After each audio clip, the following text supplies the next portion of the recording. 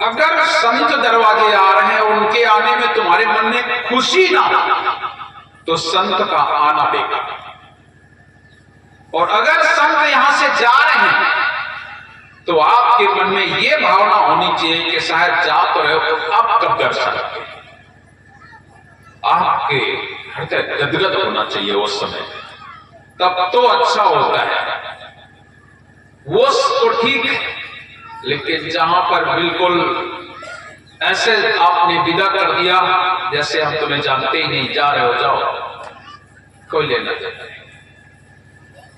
संत ही नहीं, कोई भी व्यक्ति तुम्हारे घर से विदा हो तो प्यार से उसे विदा कीजिए और निवेदन कीजिए कि अब कब आओगे, कब दर्शन होंगे आपके। जब आए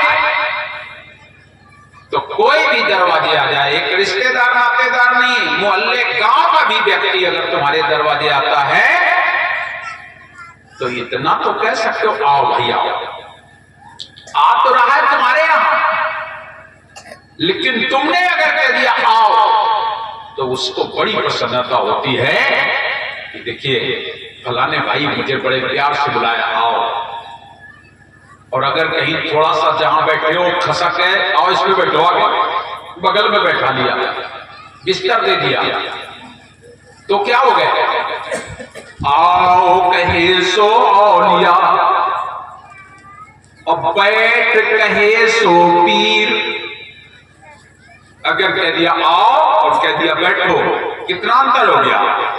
आओ कहे सो औलिया और बैठ कहे सो पीर। और जहां आओ आदर नहीं ते काफिर बे पीर।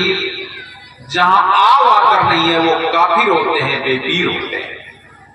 कोई भी आपके दरवाजे आता है तो बड़े प्रेम से उसे बैठाइए। ये हमारा स्वभाव होना चाहिए, ये हमारा गुण होना चाहिए।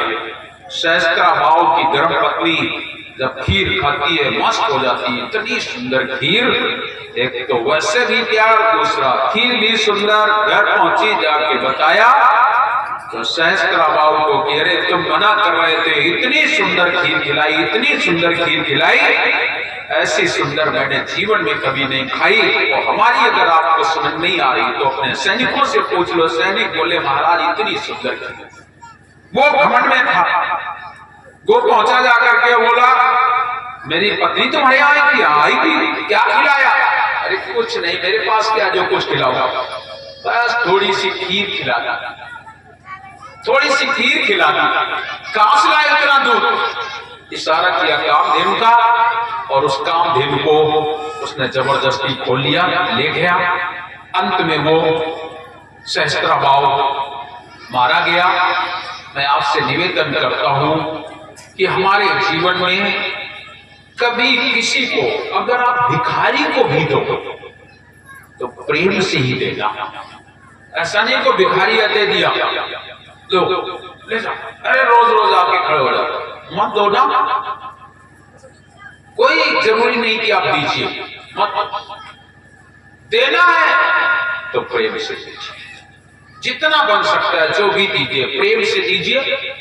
प्रेम की बात ही कुछ और होती है।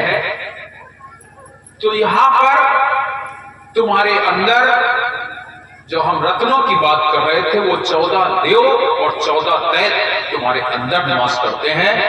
मन रूपी मंदराचल पहाड़ है, सुरती रूपी शेष नाग है, और दोनों दल है। एक तरफ काम क्रोध लोभ मोह अहंकार है, एक तरफ क्षमाशील सत्य विचार है। मंथन हुआ और उसमें 14 रत्न निकले, और 14 रत्नों से फिर तुम्हारा शरीर की उत्पत्ति हुई।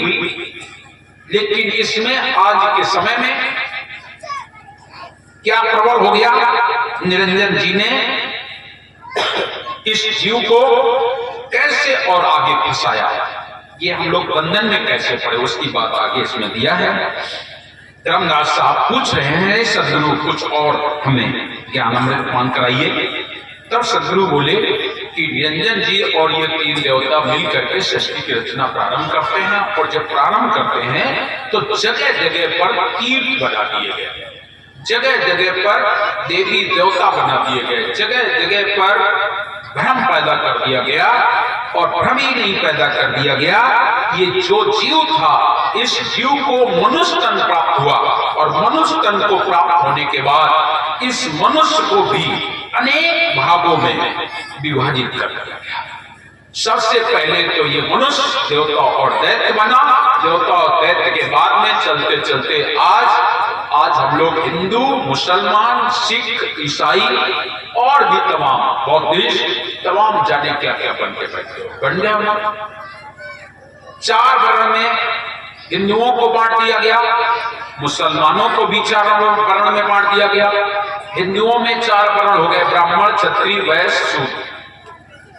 मुसलमानों में 4 वर्ण हो गए, मुगल, पठान, सैयद और शेख।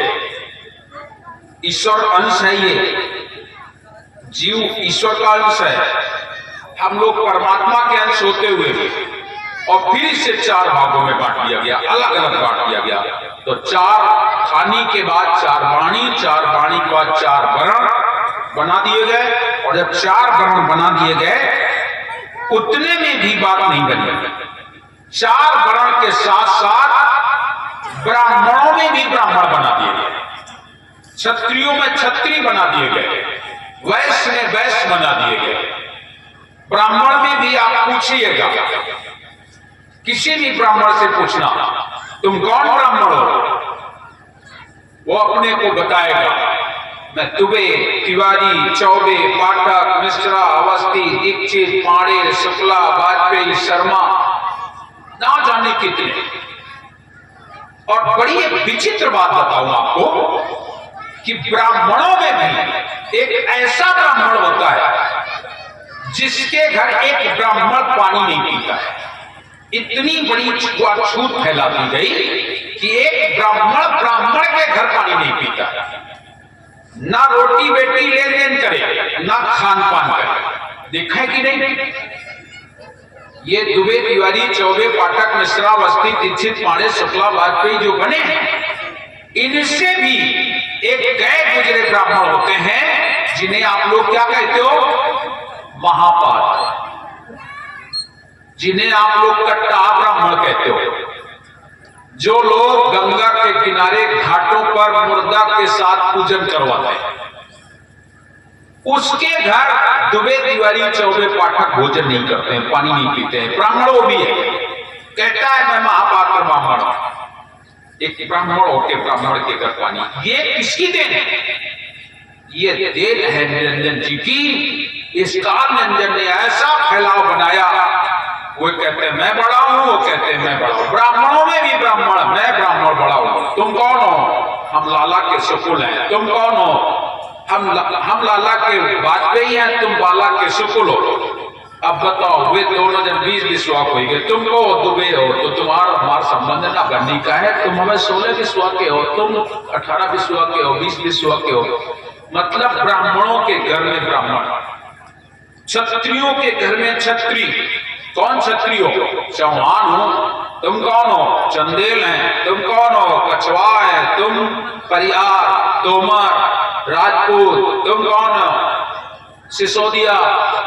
ना जाने कितने क्षत्रियों में क्षत्रिय। सबसे बड़ा कौन? राजपूत कहते हैं मैं बड़ा, चौहान कहता मैं बड़ा, चंदेल कहता मैं बड़ा। सबको इतना बंटवारा डाल दिया गया, इतना बंटवारा डाल दिया गया, एक क्षत्रिय क्षत्रिय के साथ नहीं मिलता। वही हाल वैश्यों का है। तुम कौन वैश्य हो? अयोध्यावासी। तुम ओमर, दोसर, कलार, अग्रवाल, अयोध्यावासी, सुनवानी, केसरवानी, ना जाने क्या क्या बना दिया। इसके बाद तो गिनती खत्म हो जाती। कितने गिनाएंगे? कितने गिनाए जाएंगे? इस एक मनुष्य, और मनुष्य ने अपनी इतनी जातियां बनाई। इसीलिए साहब कबीर एक साथी कहते हैं, कबीर कुआं तो एक है, पनिहारिन है अनेक, और बर्तन सबके न्यारे न्यारे, लेकिन पानी सब में एक। कुआं भी एक, पानी भी एक, लेकिन पनिहारिन और बर्तन अलग। देखने में रंग अलग अलग, रूप अलग अलग, बोलने वाला सबके अंदर एक ही है, एक ही हाड़ मांस से बना है, आए एक देश से, उतरे एक घाट, हवा लगी संसार की, हो गए 12 बाट। यहां आकर के हम लोग 12 बाट हो गए, अलग अलग हो गए, और इतना नहीं अलग अलग हो गए, बहुत अलग अलग। आज के जमाने में तो प्रतिबंध लगानी न हो कि लड़का बिटिया कम हो, और ना ही पहले के जमाने में को के 11 लड़का हो, कोनो के 12 लड़का हो, कोनो के 8 हो, जे के घरे ज्यादा हो बिटिया वही के घरे बियाह करो जाए। आज उल्टा जमाना हो गया, आज जे के घरे एक लड़का हो अपने बिटियावा वही के घरे करो जाए, काहे काम नहीं करे पहले। और पहले काल में जे के घरे ज्यादा लड़का हो वही के घरे बियाह करो, कम से कम कोनो बात आ गई तो सब इकट्ठा तो हो जाए। क्यों भाई ऐसी बात है क्या? और आज एक देखे करे ओके भी हुआ। तो वही जमाने में जिनके घर ज्यादा लड़का बिटिया होते, आज भी वही हाल है। तो उन बच्चों में क्या होता था कि कोनो डॉक्टर बन गया, कोनो इंजीनियर बन जाए, कोनो कलेक्टर बन जाए, और कोनो मजूर रह जाए, कोनो किसानी कर ला। जो लड़का किसानी कर ला, मजूरी कर ला, याद रखे उन लड़कन का, उनके जब लड़का पैदा होए तो उनके लड़का अपना भाई कहे मत शर्मात है कि हमारा परिवार आए, काहे वो पैसे वाले भी है। देखो है ऐसी कि नहीं, अपने सगे भाई को भाई कहने में शर्मा, अरे भाई तो छोड़ दो, पिताजी को पिता कहने में शर्माती है।